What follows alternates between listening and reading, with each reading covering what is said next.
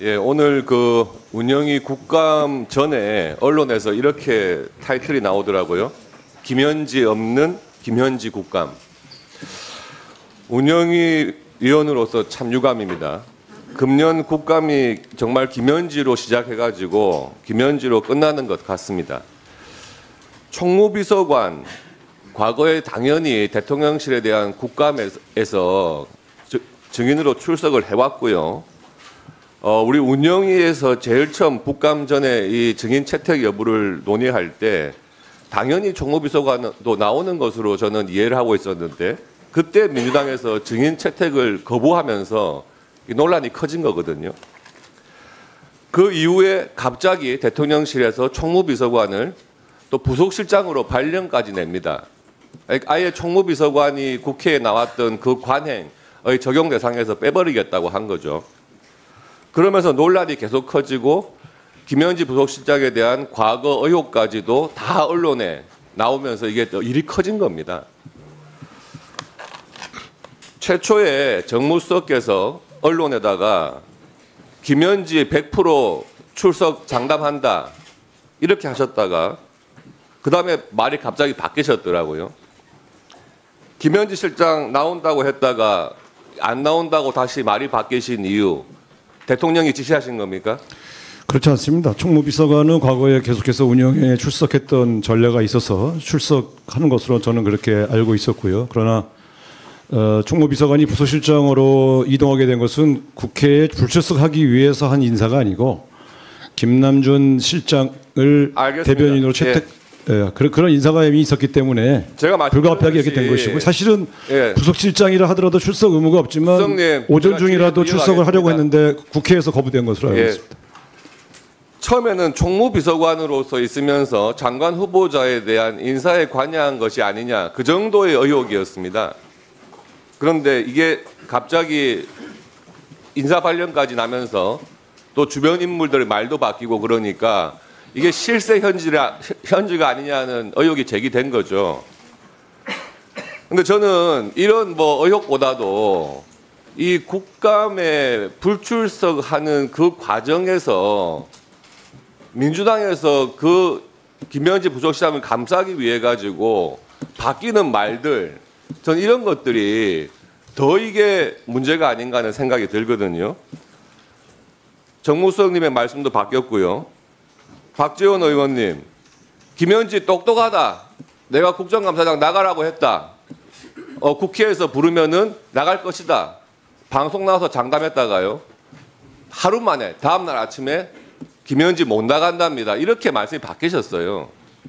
저는 이게 다선 국회의원 또 정무수석의 말까지 바꿀 수 있는 사람이 과연 누군가 굉장히 궁금합니다. 저는 말을 바꾼 적이 없고요. 오전 중이라도 오전 시간이라도 출석하는 게 바람직하다고 해서 권유를 했고 또 출석을 하기로 했었습니다. 수석님 질의 안 끝났습니다 아직. 그래서 지금 민주당에서 제안한 게 오전에만 참여했다가 돌아가겠다. 오늘 오전 상황 보시지 않았습니까? 이런 식으로 회의 진행시키면은 오전에 증인으로 나오는 것이 무슨 의미가 있겠습니까? 이렇게 김현지 부속실장을 감싸고 도는 것이 대통령의 뜻입니까? 아니면은 김현지 부속실장 본인의 주장입니까? 아니 이제 김현지 그 실장의 출석 여부는 실제로 인사가 그 이전부터 이미 계획되어 있었고요. 그래서 부서실장은 의무 참석 인원이 아니었기 때문에 별로 고려 대상은 아니지만 혹시 국회에서 원하면 간다는 입장은 계속 견지하고 있었습니다. 그래서 국회에서 증인 채택을 하면 반드시 출석시킨다. 그건 기본적으로 정무수석실의 일관된 입장이고요.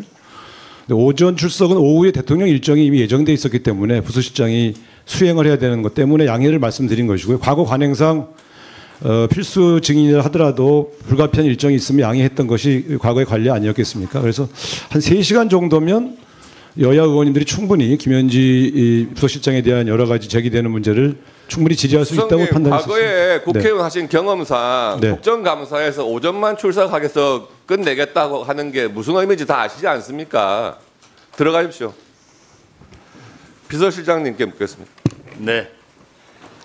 민주당에서 최근에 대통령에 대해서 재판중지법 추진하겠다고 이야기를 했다가 비서실장께서 나서가지고 대통령 뜻이 아니다 이렇게 정리를 시키셨어요.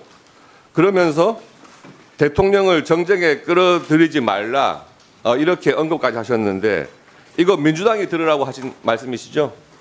아닙니다. 야당도 함께 양해해 주셨으면 좋겠습니다. 여야 모두가 대통령을 정쟁에 끌어들이지 말고 민생과 경제를 살리는 데 도와주십시오. 예. 그러면서 하신 말씀이 헌법상 대통령에 대한 재판 중지는 명백하기 때문에 입법 조치까지 필요 없다. 뭐 이런 취지로 말씀하신 것 같아요. 근데 저는 이게 명분에 불과하다고 생각을 합니다. 지금 민주당에서 추진하고 있는 것 중에 이재명 대통령 구하기 여러 가지 하고 있죠. 일단 배임죄 폐지 이거 없애면은 대장동 재판 면소로 끝나겠죠. 또 공직선거법에서 행위 부분을 뺀다. 그러면 지금 유죄 취지로 파기환송된 사건 또 면소로 끝나겠죠. 그리고 대북 송금 사건 아예 공소 취소를 하려고 지금 법무부에서 빌드업 작업하고 있습니다. 이렇게 면소나 공소 취소를 해버리면 대통령 퇴임 이후에도 재판받지 않고 편하게 지낼 수 있는데 괜히 재판중지법을 해놓으면 대통령 재임기간 끝난 다음에는 재판하라는 뜻이 아니겠느냐. 그러니까 그거 하지 말고 공소 취소나 면소하라 이런 취지 아니겠습니까? 저는 이런 것을 보면은요, 산신령과 도끼 그 설화의 현대판 같아요. 낡아 빠진 쇠도끼, 예, 재판중지법 그런 거 하지 말고 그냥 바로 금도끼, 은도끼 내놔. 예, 면소하고 공소 취소해. 지금 그런 방향으로 가시려고 재판중지법 굳이 할 필요 없다. 그렇게 하시는 거 아닙니까? 아닙니다. 의원님, 저 답변 드릴 기회를 해주셔서 감사한데요. 제가 몇 가지 말씀 좀 올리겠습니다. 저희는 법적 판단은 법원의 몫이고 국민의 판단은 선거로 증명됐다고 생각합니다.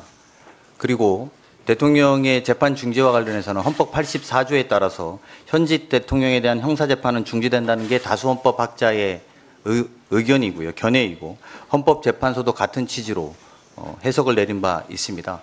이에 따라서 운영하는 것이지 그 문제가 저희 대통령실 운영과 대통령과는 무관하다는 말씀 드립니다.